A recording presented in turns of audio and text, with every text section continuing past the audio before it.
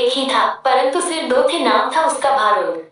एक शरीर होने के बावजूद उसके सिरों में एकता नहीं थी और न ही था तालमेल। वे एक दूसरे से बैर रखते थे।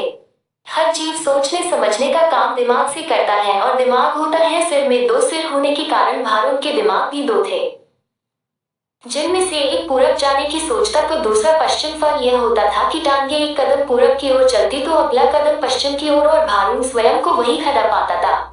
भारुद का जीवन बस दो सिरों के बीच रस्साकसी बनकर रह गया था। एक दिन भारुद भोजन की तलाश में नदी तट पर घूम रहा था कि एक सिर को नीचे गिरा एक फल नजर आया।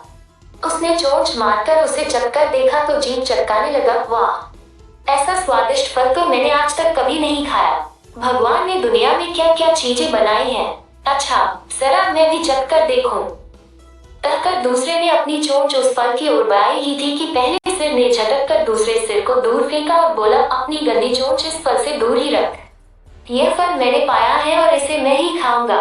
अरे, हम दोनों एक ही शरीर के भाग हैं। खाने पीने की चीजें तो हमें बांटकर खानी चाहिए। दूसरे सिर ने दलील दी। पहला सिर कहने लगा, ठीक, हम एक शरीर के भाग हैं। पेट हमारा एक ही है। मैं इस फल को खाऊंगा तो वह पेट में ही तो जाएगा और पेट तेरा भी है। दूसरा सिर बोला, खाने का मतलब केवल पेट भरना ही नहीं होता भाई। जीभ का स्वाद भी तो कोई चीज है। तबीयत को संतुष्टि तो जीभ से ही मिलती है। खाने का असली मजा तो मुंह में ही है।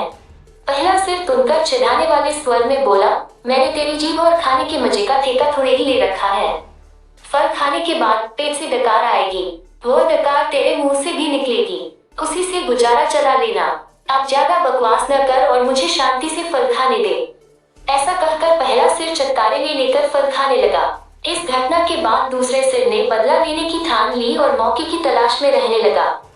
कुछ दिन बाद फिर भारुद भोजन की तलाश में घूम रहा था कि दूसरे सिर की नजर एक फल पर पड़ी। उसे जिस चीज की तलाश थी उसे वह मिल गई थी। दूसरा सिर उस फल पर चोंच मारने ही जा रहा था कि पहले सिर ने चीख कर चेतावनी दी, अरे अरे, इस फल को मत खाना। क्या तुझे पता नहीं कि यह विषैला फल है? इसे खाने पर मृत्यु भी हो सकती है। दूसरा सिर हंसा, हे, तू चुपचाप अपना काम देख। तुझे क्या लेना है कि मैं क्या खा रहा हूँ? भूल गया उस दिन की बात? पहले सिर ने समझाने की कोशिश की, तूने यह फल खा लिया तो हम दोनों मर जाएंगे।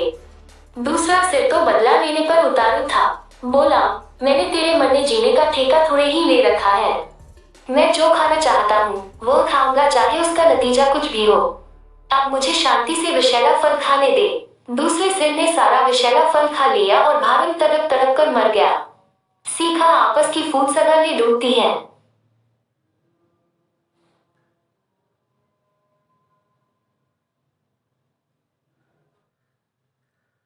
अस्सलाम वालेकुम दोस्तों, कैसे हैं आप सब लोग?